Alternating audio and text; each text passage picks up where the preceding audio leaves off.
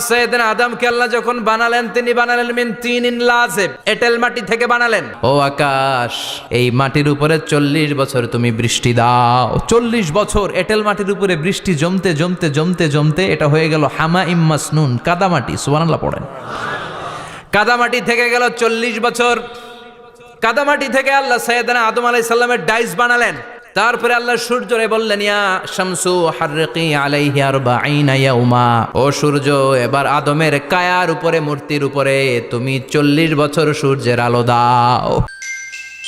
Islamic life, জীবন গড়ুন কোরআন সুন্নাহর আলোকে। তার এই আল্লাহর কোরআন যদি ঠিক মতো পড়া যায়, মানুষের মতো মানুষ বানিয়ে আপনারা জান্নাতি বানাবে কে? তার মানে এই কোরআন পড়লে মানুষের মতো মানুষ হওয়া যায়। চিল্লায় বলেন, কি হওয়া যায়?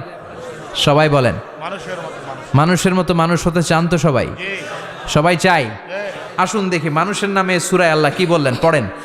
আউযু বিল্লাহি মিনাশ শাইতানির রাজিম, বিসমিল্লাহির রহমানির রহিম। হাল আতা আলাল ইনসান হিনুম মিনাদ দাহরি লাম ইয়াকুন শাইআম মাযকুরা। আল্লাহ বললেন, মানুষের জীবনের একটা সময় ছিল যেই সময়টা উল্লেখ করার মতো মানুষ কিছুই ছিল না। সুবহানাল্লাহ।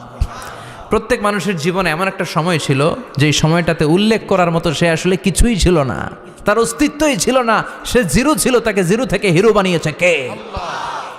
হাল আতা আলাল ইনসান, এই হাল হচ্ছে ইস্তেফাম তাকরিরি, বিমানা কাদ আতা আলাল ইনসান। অবশ্যই অবশ্যই মানুষের জীবনে এমন একটা সময় এসেছে, লাম ইয়াকুন শাইআম মাযকুরা, উল্লেখ করার মতো সে কিছুই ছিল না। কার কথা? মুফাসসিরিন একরাম ইনসান দ্বারা এখানে দুইটা জিনিস বুঝিয়েছেন। এক হলো সাইয়েদনা আদম, আর এক হলো আমরা সবাই। এই পৃথিবীতে মানুষ বানানোর 3 ক্যাটাগরি। ক্যাটাগরি নাম্বার 1, মাও নাই বাবাও নাই। এই সিস্টেমে আল্লাহ কার বানাইছে? কথা বলেন। আবার শুধুমাত্র মা আছে বাবা নাই, এই সিস্টেমে কাকে বানালেন? আবার বাবাও আছে মাও আছে, এই সিস্টেমে কারে বানালেন? আমাদেরকে বানালেন।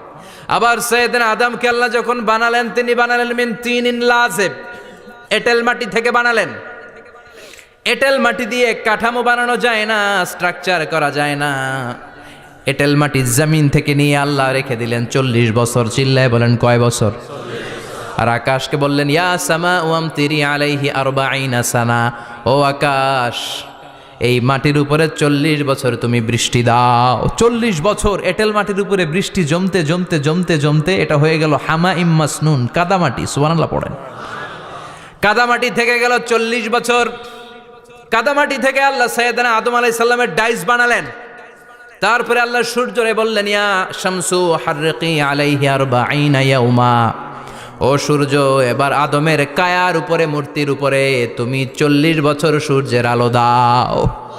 40 বছর সূর্যের প্রখর ও তীব্র তির্যক তাপে এবং কিরণে আদম হয়ে গেছে এখন সলসলিন কাল ফাখার, টোকা মারলে ঠন ঠন করে। সুবহানাল্লাহ পড়ে। এখনো রুহের ফুৎকার দেয় নাই এখনো, কিন্তু কেটে গেছে 120 বছর। 340 কত? 120 বছর চলে গেল। এই বিশাল লম্বা সময়ে আল্লাহ বললেন, লাম ইয়াকুন শাইআম মাযকুরা, উল্লেখ করার মতো আদম কিছুই ছিল না। রুহের ফুৎকার যেহেতু দেয় নাই 140 বছর, এটা এঁটেল মাটি, পরে ছিল কাদামাটি, এরপরে হয়েছে মূর্তি, ঠনঠনে মূর্তি। উল্লেখ করার মতো আদমের জীবনে 124 বছরে কিছুই ছিল না। চিল্লায় বলেন, ঠিক কিনা? আবার আমরাও যারা সলিমদ্দি কলিমদ্দি, আমরাও আমাদের মায়ের পেটের ভেতরে প্রথমে ছিলাম 40 দিন। বুখারীর বর্ণনা, ইন্না হাদাকুম ইউজমাউ খালকুহু ফি বাতনি উম্মিহি 40 ইয়াওমান সুম্মা ইয়াকুনু নুতফাতান মিসলা যালিক সুম্মা ইয়াকুনু আলাকাতান মিসলা যালিক ফায়াতি ইলাইহিল মালাকু ফায়ানফাখু ফীহির রূহ। আমরা যারা সলিমদ্দি কলিমদ্দি, আমরা আমাদের মায়ের পেটের ভেতরে 40 দিন ছিলাম নুতফা, এক ফোঁটা বীর্য। তারপরে 40 দিন ছিলাম আলাকা, রক্তপিণ্ড। তারপরে 40 দিন ছিলাম মুদগা, গোশতপিণ্ড। 340 120 দিন। কয় দিন? এই 120 দিনের লম্বা সময়ে লাম ইয়াকুন শাইআম মাযকুরা, উল্লেখ করার মতো আমরা আসলে কিছুই ছিলাম না, কারণ মানুষই তো হয় নাই। ডিফর্ম বেবি, এখনো দেহের আগাগোড়া কিছু হয় নাই। 120 দিন পর ফেরেশতা এসে আমার দেহের মধ্যে ফুৎকার দিয়ে যায়, তখন আমার হার্ট পার্টিশন চালু হয়ে যায়, আমার হার্টবিট চালু হয়, সিস্টোলিক ডায়াস্টোলিক, এই যে ধপ ধপ ধপ, এই প্রেশারটা ছাড়া মানুষ বাঁচে? ফুসফুসের কাজ কি? খালি ধপ ধপ করে, দম টানে আর দম নেয়, দম ফুরাইলে ঠুস। হায় রে মানুষ রঙিন ফানুষ, দম ফুরাইলে তবু তো ভাই কারোরই নাই একটুখানি। হায় রে মানুষ রঙিন ফানুষ, রঙিন ফানুষ, হায় রে মানুষ। সুবহানাল্লাহ। আমরা ছিলাম নুতফা, আলাকা, মুদগা, sperm drop, then blood clot, and finally the little flash.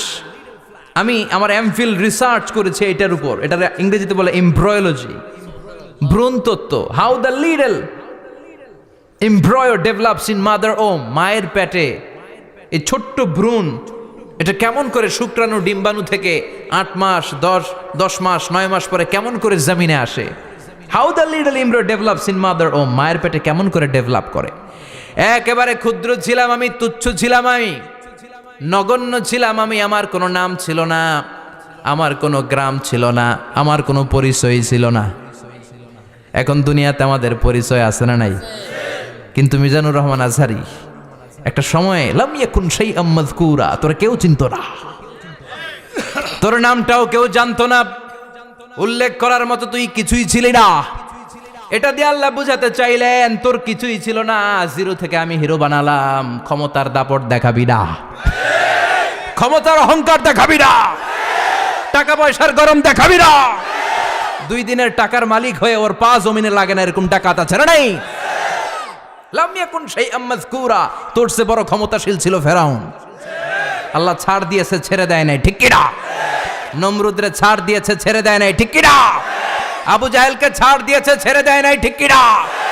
এখনো যারা গাদ্দারি করে, ইসলামের বিপক্ষে কথা বলে, ইসলামকে জমিনের ভিতর গেড়ে দিতে চায়, দেখা যায় আল্লাহ ওদেরকে ছাড় দেয় কিন্তু ছেড়ে দেবে না। চিল্লায় কও ঠিক কি না? পৃথিবীতে কেউ তো স্থায়ী হয় না, হোক না সে ফেরাউন কিবা নমরুদ। কেউ ভাবে চিরদিন রয় না, কেউ ভাবে চিরকাল রয় না। কেউ থাকতে আসে নাই, এত বড় বড় দাপটওয়ালারা সব শেষ। আমি তো প্রায় জায়গায় বলি, আমি ফেরাউনের লাশটা নিজে দেখে এসেছি, যেহেতু আমি আল আজহার ইউনিভার্সিটির স্টুডেন্ট। 200 পাউন্ড লাগে দেখতে, আমি দেখছি ফ্রি। আমার আল আজহারের জামিআতু আল আজহার শরীফের একটা কার্ড ছিল, ওইটা দেখাইলে সব ফ্রি, ফ্রিতে দেখে আসছি। ঢুইকে দেখি ফেরাউন চাচা শুয়ে রয়েছে। আমি বললাম, ফেরাউন চাচা কেমন আছো? How are you? What's up man? কোনো আওয়াজ নাই। আমি জিজ্ঞেস করেছি তাকে, কেমন আছো তুমি, কি অবস্থা, কেমন যাচ্ছে তোমার? হোয়াটসঅ্যাপ, কোনো আওয়াজ নাই। আমি অবাক হয়েছি, এই লোকটার হুঙ্কারে মিশরের জমিন থার থার করে কাঁপতো, আজকে ওরা শেষ করে দিছে কে? আজ আছে কাল নাই, ঠুস, দম ফুরাইলে। এজন্য আল্লাহ বললেন, হাল আতাব আলাল ইনসানি হিনুম মিনাদ দাহরি লাম ইয়াকুন শাইআম মাযকুরা। মানুষের জীবনে এমন একটা সময় ছিল, উল্লেখ করার মতো সে কিছুই ছিল না। আমরা যে কত ক্ষুদ্র ছিলাম আপনি কল্পনাও করতে পারবেন না। ফালইয়ানযুরিল ইনসানু মিম্মা খুলিকা, খুলিকা মিম্মা ইন দাফিক ইয়াখরুজু মিন বাইনিস সুলবি ওয়াত তারাইব। বাবার পৃষ্ঠদেশ থেকে, মায়ের বক্ষদেশ থেকে দুইটা মিলিত হয়ে মায়ের জরায়ুর ভেতরে তোরে সেট করলো কে? আমরা ছিলাম শুক্রাণু। শুক্র চিনেন? স্পার্ম। শুক্রও ছিলাম না আমরা, শুক্রাণু মানে শুক্রের অণু। ডিম্বও আমরা ছিলাম না, আমরা ছিলাম ডিম্বাণু মানে ডিম্বের, আরবিতে বলে আল বুয়াইদা আল উনসাউইয়া। 1 ফোঁটা বীর্যের ভেতরে, 1 ফোঁটা শুক্রের ভেতরে 20 কোটি অণু থাকা লাগে। ওই 20 কোটির একটা ছিলাম আমি। 20 কোটির একটা ছিলেন আপনি। উল্লেখ করার মতো আমি কিছুই ছিলাম না, আমরা কিছুই ছিলাম না। চিল্লা এখন ঠিক কিনা? আল্লাহ বললেন, লাম ইয়াকুন শাইআম মাযকুরা, কিছুই ছিল না।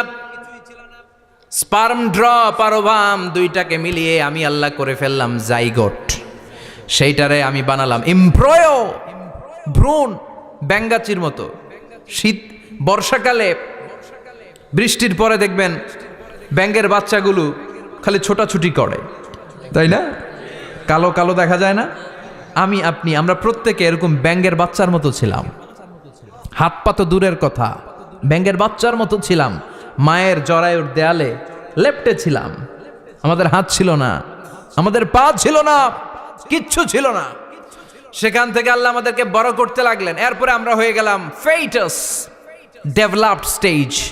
120 দিন পরে আল্লাহ তাআলা আমাদের রুহের ফুৎকার দিলেন, আমার হার্ট দিলেন, আমার লাংস দিলেন, আমার গল ব্লাডার দিলেন, আমার কিডনি দিলেন, আমার লিভার দিলেন, আমার ইন্টেস্টাইন দিলেন, আমার দেহের ভিতরে তিনি রক্ত ঢুকিয়ে দিলেন।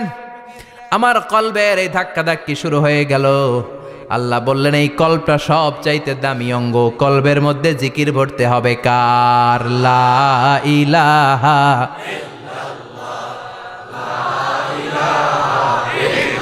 লা ইলাহা ইল্লাল্লাহু মুহাম্মাদুর রাসূলুল্লাহ সাল্লাল্লাহু। কলবের ভেতরে ভরতে হবে আল্লাহর জিকির। অনেকেই কলবের ভেতরে ভরে আয়না, আছে না নাই?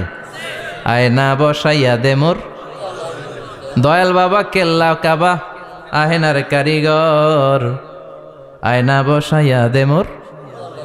তোর বাবার কলবেই তো আয়না নাই, তোরে কি আয়না দিবে বেটা? বিশ্বনবী কখনো বলেছেন কলবে আয়না বসাতে? বিশ্বনবীর সাহাবারা কলবে বসাতে হবে আল্লাহর জিকির। আলা বিযিক্রিল্লাহি তাতমাইন্নুল। দুনিয়ার কোনো কিছু কলবকে ঠান্ডা করতে পারে না, একমাত্র আল্লাহর জিকির ছাড়া। এজন্য আল্লাহ বললেন হাল আতা আলাল ইনসানি হিনুম মিনাদ দাহরি লাম ইয়াকুন শাইআম মাযকুরা। প্রতিটা মানুষের জীবনে এমন একটা সময় ছিল উল্লেখ করার মতো কিছুই ছিলাম না। এই আয়াতটা যখন ইসলামের প্রথম খলিফা বিশ্বনবীর ডান হাত সাইয়েদনা আবু বকর পড়তেন, তিনি শুধু কান্না করতেন, চোখের পানি ফেলতেন আর বলতেন লাইতাহা তাম্মাত, হায় হায় আমার পুরো জীবন যদি এভাবেই কেটে যেত। লাম ইয়াকুন শাইআম মাযকুরা, মায়ের পেটের ভিতরে যখন ছিলাম, কিছুই যখন ছিলাম না, এরকমই যদি থাকতাম কতই না ভালো হতো। লা নাবতালি ওয়ালা নালিদ, জন্মগ্রহণ করতাম না, পরীক্ষার সম্মুখীন হতাম না, জীবনটা যদি এমনিই কেটে যেত কতই না ভালো হতো। এজন্য আল্লাহ বললেন প্রতিটা মানুষের জীবনে এমন একটা সময় ছিল উল্লেখ করার মতো সে কিছু ছিল। এরপর আল্লাহ বললেন ইন্না খলাকনাল ইনসানা মিন নুতফাতিন আমশাজিন নাবতালি ফাজআলনাহু সামিআন বাসীরা।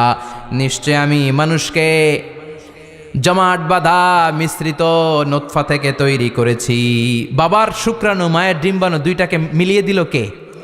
জরায়ের ভিতরে সেট করলো কে? আল্লাহ বললেন ফি কারারিম মাকিন, গোপনতম প্রকোষ্ঠে, যেই প্রকোষ্ঠে কোনো কবিরাজের কবিরাজি কাজে লাগে নাই, কোনো ডাক্তারের ডাক্তারি কাজে লাগে নাই, কিন্তু 9টা মাস ধরে খাবার পানি আর অক্সিজেন তোরে দিছে কে? আবার আল্লাহ বললেন ফি যুলুমাতিন সালাস, 3টা প্যাকেট পড়িয়ে তোরে আমি রেখেছি, যতটুকু টেম্পারেচারে রাখলে তুই বেঁচে থাকবি ততটুকু টেম্পারেচারে তোরে রেখেছে কে? এজন্য আল্লাহ বললেন মিন নুতফাতিন আমশাজিন নাবতালি, তারপরে তোকে আমি পরীক্ষা করতে শুরু করলাম দুনিয়ায়। দুনিয়াতে আমাদের জন্য পরীক্ষা আছে না নাই? যে আল্লাহর কাছে যত প্রিয় তার পরীক্ষাও তত। আসাদুন নাসি বালাআন আল আম্বিয়া, দুনিয়ার মধ্যে সব চাইতে বেশি আল্লাহ পরীক্ষা করেছেন নবীদের, ঠিক না? সাইয়েদনা ইউসুফ আলাইহিস সালাম 10 বছর জেলে বন্দী ছিলেন, বিশ্বনবী 3 বছর জেলে বন্দী ছিলেন। শিয়াবে আবি তালেবের জেলখানায় বিশ্বনবী ছিলেন কি ছিলেন না? এজন্য জেল জরিমানা মুমিন ভয় পায় না, ঠিক না? আল্লাহ বললেন নাবতালি, তোকে আমি পরীক্ষা করব ভয় দিয়ে, ক্ষুধা দিয়ে, সম্পদের হানি ঘটিয়ে, প্রাণ নাশের হুমকি দিয়ে। ইসলামের কথা বলা এত সোজা না। আপনি ইসলামের কথা বলবেন, আপনার বিরুদ্ধে ষড়যন্ত্র আছে না নাই? কিন্তু এগুলো দেখার আমাদের সময় আছে নাকি? আমরা কোরআনের কথা বলেই যাব, কোরআনের শান্তির বাণী বিশ্বব্যাপী আমরা ছড়িয়েই দিব, ঠিক কি না?